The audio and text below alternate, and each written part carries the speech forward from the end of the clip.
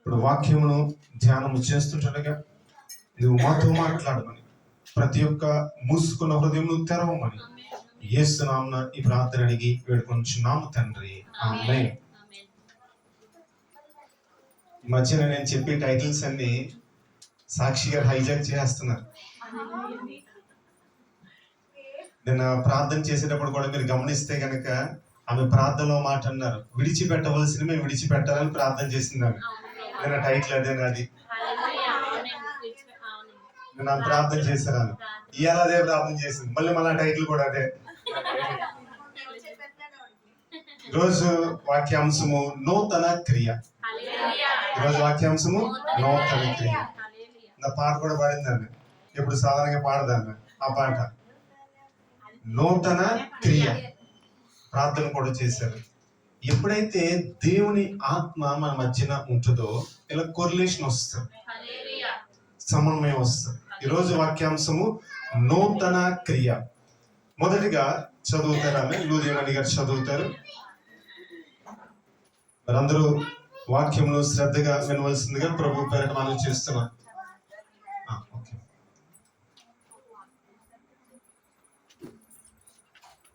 పరిశుద్ధ గ్రంథం నుంచి చూద్దాం. యెషయా గ్రంథము సాక్షి గారు చదువుతారు. యెషయా గ్రంథము 43వ అధ్యాయము 19వ వచనం.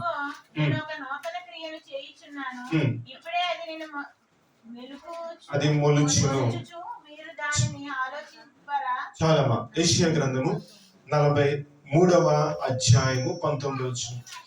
ఇదిగో నేనొక నూతన క్రియ చేయుచున్నాను, ఇప్పుడే అది మొలుచును. ఏమన్నా ఇప్పుడుంది, ఇప్పుడే అది మొలుచును. దేవుడు అంటున్నాడు కదా, ఈ కుటుంబంతో లేదంటే ఇక్కడ కూడి వచ్చిన మా అందరితో మాట్లాడుతున్నాడు. ఏమని మాట్లాడుతున్నాడు అంటే, ఇదిగో నేనొక నూతన క్రియను చేయుచున్నాను. క్రియ చేసేవాడు ఆయనే. క్రియ చేసేవాడు కర్త, కర్మ, క్రియ అంటాం, తెలుసు కదా. కర్త, కర్మ, క్రియ. క్రియ చేసేవాడు ఆయనే, దాని ఫలము అనుభవించేది మనం. క్రియ చేసేవాడు ఆయనే. ఏ క్రియ చేస్తున్నాడంటే అంటున్నాడు కదా, నేనొక నూతన క్రియ చేస్తున్నాను. నూతన క్రియ నేను చేస్తాను, అది ఇప్పుడే మొదలవుతుంది అంటున్నాడు. ఏమంటున్నాడు? ఇప్పుడే మొదలవుతుంది.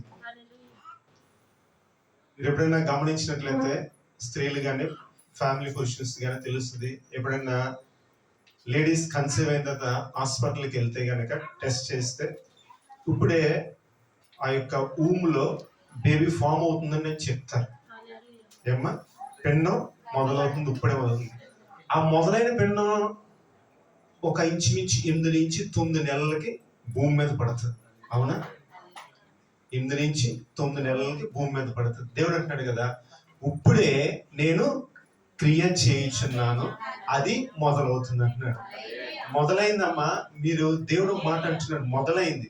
మీరు ఏం చేయాలంటే, ఇందాక సాక్ష్యంలో తెలియజేసినట్టుగా వేకువజామున ప్రార్థన చేసి, ప్రభువా ఆ క్రియ నా యొక్క కుటుంబ జీవితంలో జరిగించు, ఆ యొక్క క్రియ నా కుటుంబ జీవితంలో జరిగించు, నన్ను అనేక ప్రాంతాలకి నడిపించు. ఆ నూతన క్రియ విషయంలో అనేక ప్రాంతాలకి నన్ను నడిపించు.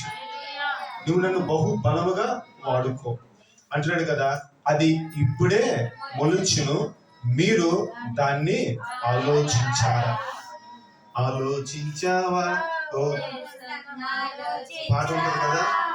ఓకే, అయితే మనం ఆలోచించాలి. దాని గురించి మనం ఏం చేయాలంటే ఆలోచించాలి. ప్రార్థన చేసే సమయంలో ఆలోచించాలి. ప్రభువా, నువ్వు మాట చెప్పావు కదా, నూతన క్రియ చేస్తున్నానని. అది మనం అన్నెసరీ విషయాల గురించి ఆలోచించామమ్మా.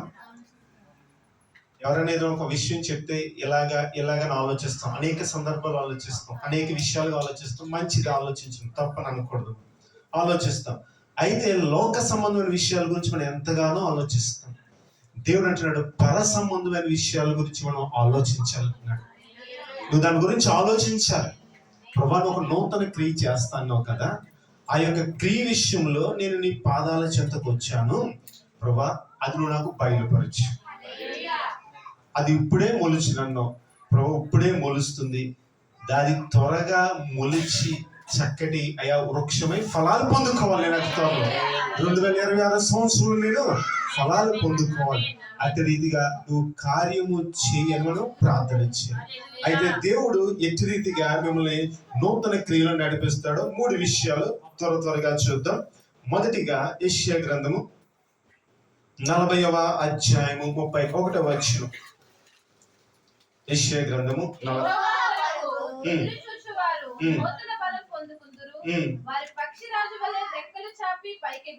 చాలా. మొదటిగా దేవుడు జరిగించబోవు నూతన క్రియ అంటే పైకి చెప్పడమ్మా గట్టిగా, పైకి ఎగురుదురు. పైకి ఎగరాలంటే రెక్కలు ఉండాలి, 2 రెక్కలు ఉండాలి. పక్షికి 2 రెక్కలు ఉండాలి. ఒక రెక్క ఎగురుద్దని జయరాజు గారు ఎగరదు, 2 ఉండాలి. ఆ 2 రెక్కలు విశ్వాసి దేవుడు చెప్తున్న నూతన క్రియలో ఎదగాలంటే గనక ప్రార్థన, విశ్వాసం 2 ఉండాలి. ఏముండాలి? ప్రార్థన ఉండాలి, విశ్వాసం ఉండాలి. ఈమె ఏం చేయాలంటే ప్రార్థన చేసేటప్పుడు, ప్రభా నూతన క్రియ ఇప్పుడే మొలుస్తుందన్నావు కదా ప్రభా, నేను ప్రార్థన చేస్తున్నాను, విశ్వాసం ఉంచుతున్నాను, నువ్వు నాకు ఇచ్చేసావన్నమ్మా. ఏమని ఉండాలి? నువ్వు నాకు ఇచ్చావని నువ్వు నమ్మాలి. నువ్వు అప్పుడు ఏంటంటే పైకి ఎగురదు. పాట కూడా రాశారు కదా, పైకి ఎగురదు. పైకి ఎగురుతాం. మనము నేల చూపు చూసే వ్యక్తులం కాదు. మనం నేల చూపులు ఎవరు చూస్తారంటే, అది నేల చూపులు ఎవరు చూస్తారంటే స్టూడెంట్ని చూడండి. ఎప్పుడైనా ఏం చేస్తే మార్కులు సరిగ్గా మిస్ కొట్టిందంటాడు, ఇలా కింద చూస్తే ఇలా కాళ్ళు అనుకుంటారు, ఇలాగ ఇలా బాగుంటుంటారు, ఇలాగా. లేదా గాలిలో చూస్తుంటారు, ఇలాగా. అడుగుతుంది మిస్ ఎందుకు అలా చూస్తున్నామని. ఎందుకంటే ఆడి దగ్గర సమాధానం లేదు, ఆడి దగ్గర ఆన్సర్ లేదు, ఆడి దగ్గర చదవలేదు కాబట్టి అలా ఉంటాడు. కానీ ఎప్పుడైతే నువ్వు ప్రార్థన చేసావు, ఎప్పుడైతే ప్రార్థన చేసావు, దేవుని మీద నమ్మిక ఉంచి నువ్వు ప్రార్థన చేసావు, దేవుడు అంటాడు కదా, నువ్వు పైకి ఎగరదు. పైకి ఎగిరేటప్పుడమ్మా ఎవరైనా ఆప్ చేయలేరు. ఇంకా పైకి ఎగిరేటప్పుడు ఎవరు ఆప్ చేయలేరు. నీ చెల్లె చూసి మా అక్కడ ఎంత పైకి ఎగిరేస్తుంది అంటది అనమాట. మీ చెల్లి అనుకుంటుంది అనమాట. మీ పెద్ద నాగమణి మీ అక్కమ్మ, మీ అక్కే కదా, అన్నపూర్ణ సార్, మీరు అన్నపూర్ణ అక్క చెల్లి అనుకుంటారట. మా ఆవిడ అనుకుంటుంది మా చెల్లి అనుకుంటుంది, ఈవిడేమో మా అక్క ఉంటుంది. పైకి ఎగురుతుంది దేవుల్లో ఉండి, మేము కూడా ఎగరాలనుకుంటారు వాళ్ళు. ఎప్పుడైతే దేవుల్లో ఉన్నావో దేవుడు తప్పకుండా నిన్ను పైకి నడిపిస్తాడు. దేవుడు ఏం చేస్తాడంటే మమ్మల్ని తల ఎత్తేవాడు ఉంచుతాడు తప్ప మనం ఉందాం. నీ యొక్క చెయ్యి అంటాడు కదా, ద్వితీయోపదేశంలో మాట అంటాడు, నువ్వు ఎప్పుడు అప్పించలేవు కానీ మన చెయ్యట ఎప్పుడు ఇలాగే ఉండాలట. ఇలా ఉండకూడదు. మనం ఎప్పుడు ఇలా ఉంటే మనం ఎప్పుడు ఎదటి రోజు చెయ్యి చాపే స్థితే. దీన్ని ఇలా ఉన్న స్థితిని దేవుడు ఇలా మారుస్తాడు.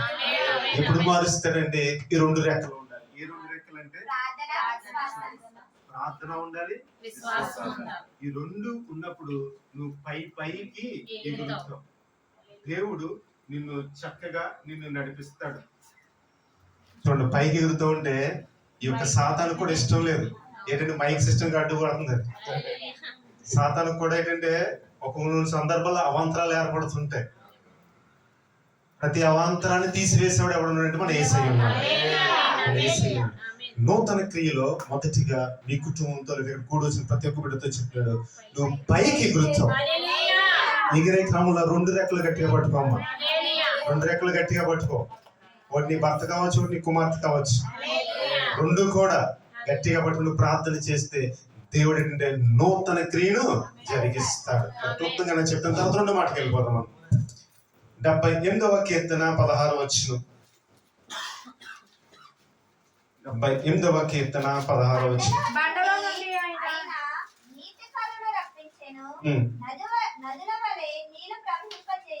చాలమ్మా. రెండవదిగా నూతన క్రియ అంటే ప్రవాహం. రెండవది ప్రవాహం. ప్రవాహానికి ఎవరిని ఎదురెళ్తారనుకోని మనకే ఇబ్బంది.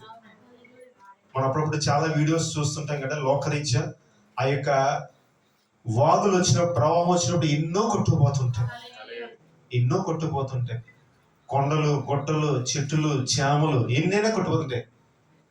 అది లోకరీత్యా జరిగేది. ఇక్కడ దేవుడు అంటున్నాడు కదా, 78వ కీర్తన 16వ వచనం, బండలో నుండి ఆయన నీటి కాలువలు. చూడండి, చక్కటి మాట ఇది. ఎక్కడి నుండి వస్తాయట? వాటర్ ట్యాంక్ లో నుండి కాదు, ఎక్కడ నుండి? బండలో నుండి వస్తాయి. ఎవరైతే నూతన క్రియ జరిగించడానికి ఆటంకంగా ఉన్నారో దేవుడు అక్కడే మొదలెడతాడమ్మా. అదొక బండ అనుకుడు, అక్కడి నుండే మొదలెడతాడు. అక్కడి నుండే మొదలెట్టేమంటే నీటి కాలువలు రప్పించును. అవి ఎలా ఉంటాయంటే ఆ నీటి కాలువలు నదుల వలె నీళ్లు ప్రవహింపచేసింది. నదుల వలె. వీరి కూటంలో, వీరి యొక్క గృహంలో కూటం పెట్టినప్పుడు 2025వ సంవత్సరం కూటం పెట్టినప్పుడు ఇదే నీటి గురించి చెప్పాం. నేను ఈ వాక్యం రాసుకుంటున్నప్పుడు అదే గుర్తొచ్చింది. నీళ్లు పరిశుద్ధాత్మకు సాదృశ్యం. నీళ్లు పరిశుద్ధాత్మ. అందుచేతనే అంటే వేరే వాళ్ళ గృహంలో లేదని కాదు, మీరు వేరేగా అర్థం చేసుకోకూడదు. దాన్ని వీరి గృహంలో పెట్టినప్పుడు 2 సార్లు కూడా అభిషేకం చాలా చక్కగా విడుదలైంది. అక్కడ గత సంవత్సరం వారి గృహంలో పెట్టినప్పుడు అభిషేకం చక్కగా విడుదలైంది. నిన్న ఒక వారం రోజుల క్రితం పెట్టినప్పుడు అభిషేకం అనేక మందికి ప్రవచనం దేవుడు విడుదల చేసింది. ఎప్పుడు విడుదలవుతుందంటే మళ్ళీ పరిశుద్ధాత్ముడు ఉండాలి. ఇక్కడ పరిశుద్ధాత్మ సంచారం ఉన్నప్పుడు మట్టుకు మాత్రమే చూస్తాం. పరిశుద్ధాత్మ సంచారం ఉన్నప్పుడు ఏం జరుగుతుందంటే ఆత్మకార్యాలు జరుగుతాయి. పరిశుద్ధాత్మ ఉన్నప్పుడు మన మధ్యన ఆత్మకార్యాలు. ఆ ఆత్మకార్యాలు ఎలా ఉంటే ప్రవాహం వల్ల వెళ్ళిపోతాయి. ఎవరైనా ఆప్ చేయలేరు దాన్ని. దానికి అడ్డకట్టేయడం అన్నది మూర్ఖత్వం అంతే. ఆ యొక్క ప్రవాహం వెళ్ళిపోతుంటే మనము చూడడం అంతే, ఇంకేం చేయలేము. అట్టి రీతిగా నూతన కార్యం చేస్తాడు దేవుడు మీ జీవితంలో. మీరు ఇందాక సాక్ష్యం తెలియజేసిన రీతిగా పరిశుద్ధాత్మతో ఇంకా మిమ్మల్ని బలపరిచి అనేక చోట్ల దేవుని యొక్క మాటలు వెదచల్లడానికి దేవుడు మిమ్మల్ని ప్రవాహం వల్ల వాడుకోబోతున్నాడు. దేవుడు మిమ్మల్ని ఇంకనూ బలపరచబోతున్నాడు. ఆయన మాట మీ నోటిలో ఉంచుతాడు. ఎప్పుడైతే ఆయన మాట మన నోట్లో ఉందో గుర్తుంటామ్మా.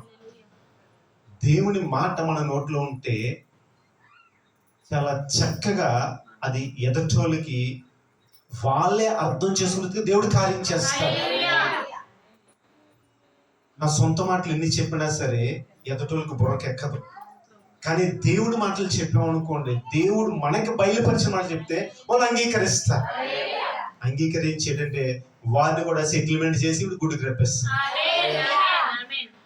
మొదటి నూతన క్రియ అంటే పైకి ఎగురుతాడు. రెండోది ప్రవాహం వల్లే దేవుడు వీరిని నడిపిస్తాడు. మూడవది చూద్దాం. హబక్కూకు గ్రంథము 3వ అధ్యాయము 2వ వచనం. హబక్కూకు గ్రంథము 3వ అధ్యాయము 2వ వచనం చూద్దాం.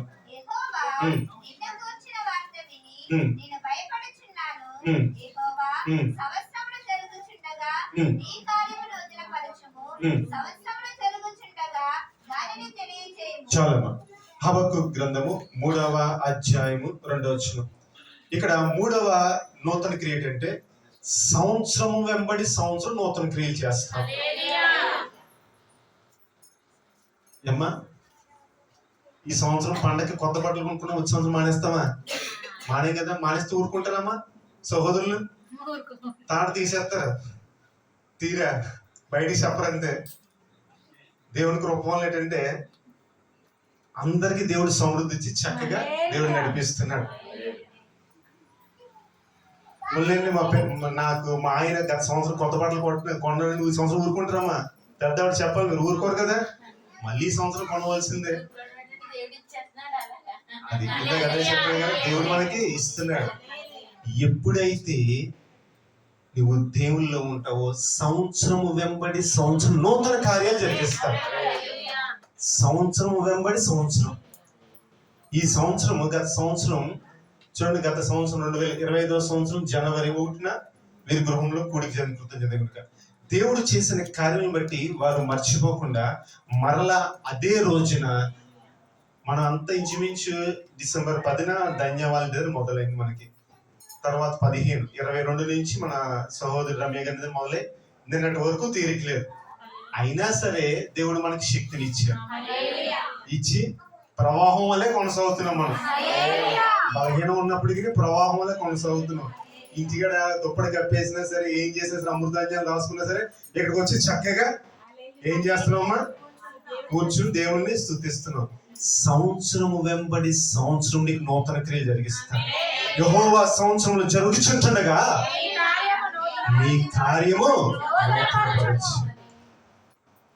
ఏమంటున్నాడు కదా, గత సంవత్సరం నీకు ఒక గుప్పుడు ఆశీర్వాదం దేవుడు ఇచ్చాడుకో, దేవుడు అంటాడు ఈ సంవత్సరం ఒక కుంచుడు ఇస్తాను అంటున్నాడు.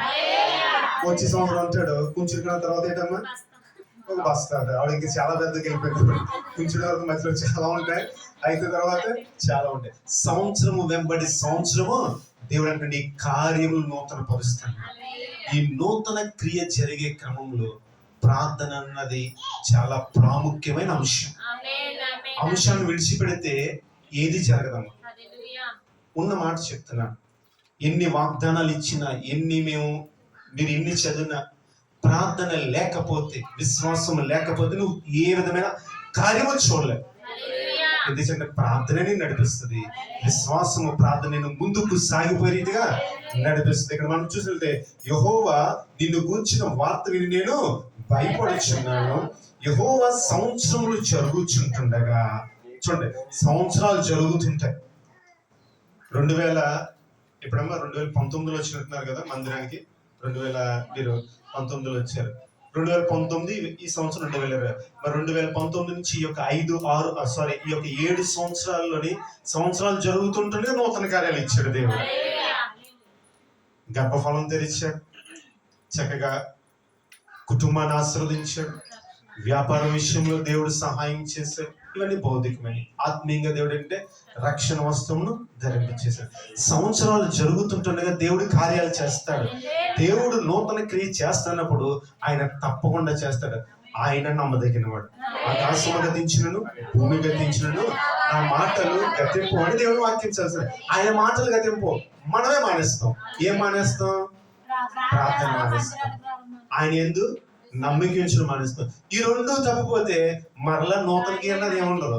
మళ్ళీ మనం పాదే చూసుకోవాలి. అలాగే దేవుడు మనకి నూతనమైన ద్వారాలు తెరుస్తాడు. ఒకసారి కృపమణి గారు మరి మందిరం పెట్టిన కొత్తలో ఆమె అనేవారు, మా బీరువాలో జయరాజ్ గారికి తెలుసు లేదా మరి, మా బీరువాలో మాకు బీరువా అయితే ఉంది కానీ గార్డేజ్ బీరువాలో పెట్టుకోవడానికి ఏమీ లేదండి ఆవిడ. అయితే తాళం కూడా వేయడం అనవసరం అండి, దొంగడు వచ్చి పట్టుకెళ్ళడానికి ఏమీ లేవండి ఆవిడ. ఏమో అన్నారా లేదా? మీ భర్త గారు తెలిసేది తెలియదు ఆవిడకి. ఏమీ లేవంటే దేవుడు ఏం చేశారంటే ఇప్పుడు చక్కగా నూతన వస్తువులు ఇచ్చారు. నూతన వస్తువు ఇచ్చేదని చెప్పారేమో చెప్పలేదు దేవుడు. నూతన వస్తువులు ఇచ్చాడు దేవుడు. చక్కగా నూతనమైన వస్తువులు ఇచ్చి సంవత్సరము వెంబడి సంవత్సరం దేవుడు అంటే ఫలభరితంగా వచ్చాడు. అంటే ఉదాహరణ ఆమె జీవితం చెప్పారు, ఇక్కడ ప్రతి ఒక్కరి జీవితంలో చేశాడు. ఆమె జీవితంలో చక్కటి వాహనాన్ని ఇచ్చాడు. వీరి జీవితంలో మరి వచ్చిన తొలి సంవత్సరంలో 2 వాహనాలు ఇచ్చాడు. ఇలా సంవత్సరం వెంబడి సంవత్సరాలు దేవుడు కార్యాలు జరిగిస్తానే ఉంటాడు. ఆ కార్యాలు, నూతన కార్యాలు జరగాలంటే ప్రార్థన విడవక ప్రార్థన చేయాలి. అప్పుడు తప్పకుండా నూతన కార్యాలు పొందుకుంటాం. మొదటిది పైకి ఎగురుతో, రెండోది అంటున్నాడు ప్రవాహం వలన సాగిపోతావు, మూడోది సంవత్సరము వెంబడి కృప వెంబడి కృప ఎలాగో సంవత్సరం వెంబడి సంవత్సరం అలా నూతన కార్యాలు జరుగుతాయి. 4వదిగా చూద్దాం. యెషయా గ్రంథము 41వ అధ్యాయం 18-19 వచనాలు చదువుకుందాం. జనులు చూచి యెహోవా హస్తము ఈ కార్యం చేసిననియు ఇశ్రాయేలు పరిశుద్ధ దేవుని దీని కలుగజేసిననియు తెలుసుకొని మనస్కరించి సృష్టముగా గ్రహించి నట్లు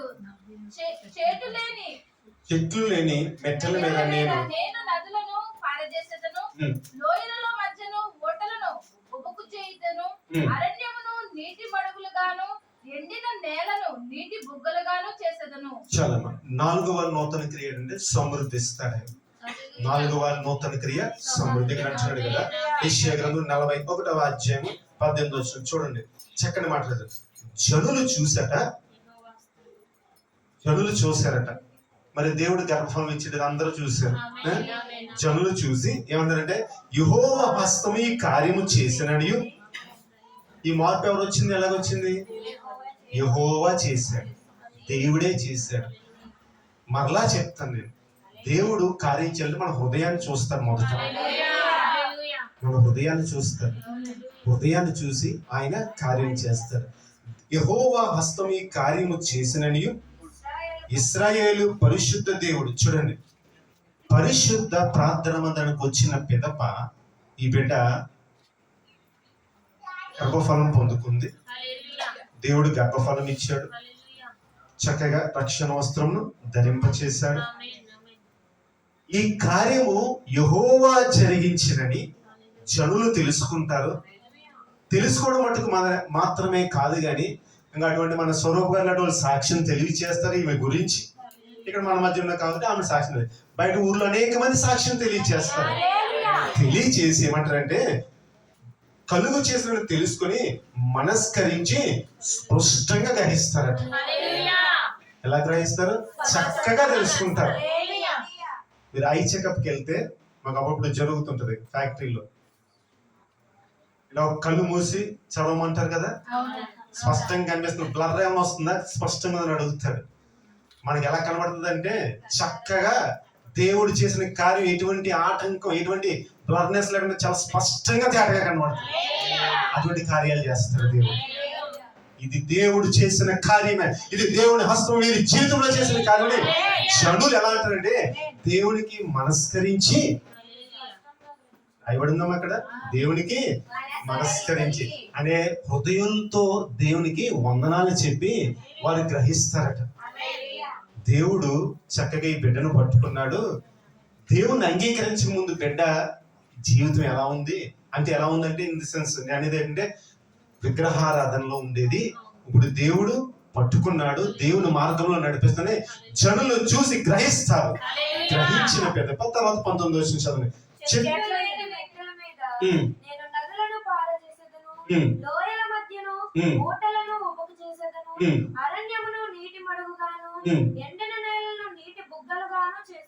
చాలా మంది ఇక్కడ చూస్తే గనక, చెట్లు లేని మెట్టల మీద, చూడండి, చెట్లు లేని మెట్టల మీద నేను నదులను పారచేసేదను, లోయల మధ్యను ఓటలను ఉపగ చేసేదను, అరణ్యమును నీటి మడుగను. చాలా మంచి పదాలు ఇవి. అరణ్యాన్ని నీటి మడుగుగా చేస్తారట. అరణ్యమును నీటి మడుగాను, ఎండిన నేలను నీటి బుగ్గలుగా చేస్తారట. ఎండిన నేలను నీటి బుగ్గగా అంటే ఏమీ లేదనుకున్న సమయంలో దేవుడు సమృద్ధిని ఇస్తాడు. 4వ నూతన క్రియ అంటే సమృద్ధి ఇస్తాడు. ఏమీ లేదనుకుంటాం మనం, అయ్యో నేను చేయలేను అనుకుంటాం. ఒక్కొక్కసారి అన్నీ దేవుడు మనల్ని నడిపిస్తుంటాడు. కొన్ని సందర్భాల్లో మనకి అప్పుడప్పుడు ఎదురవుతుంటాయి. చక్కగా కుటుంబం ఉంటుంది, ధనం ఉంటుంది, అన్నీ ఉంటాయి.